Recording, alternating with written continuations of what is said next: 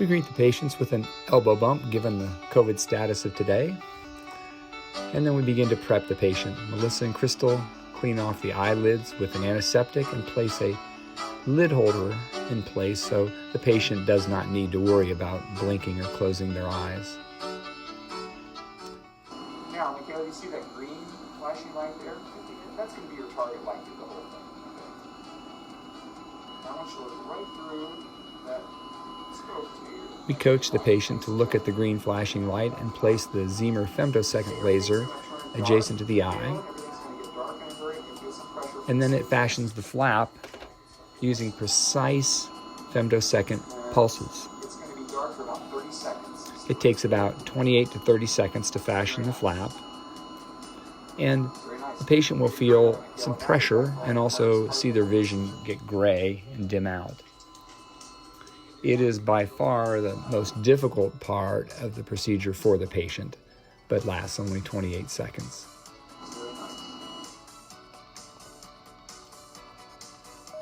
After completion of the flap, we use a small instrument to reflect or lift the flap and get it out of the way.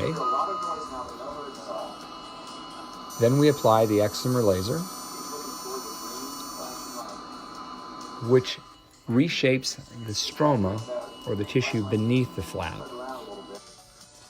When that is completed, we rinse the area and replace the flap and pay meticulous attention to ensure that it is absolutely in the perfect anatomic position.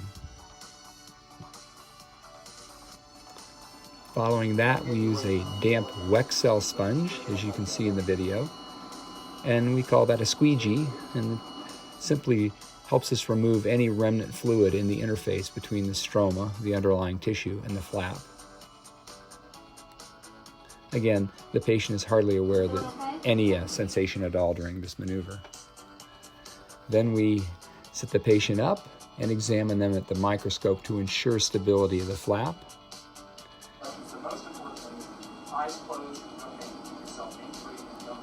And then we give our final instructions and enjoy the smiles and their new experience. It is so rewarding, and that's why we do what we do.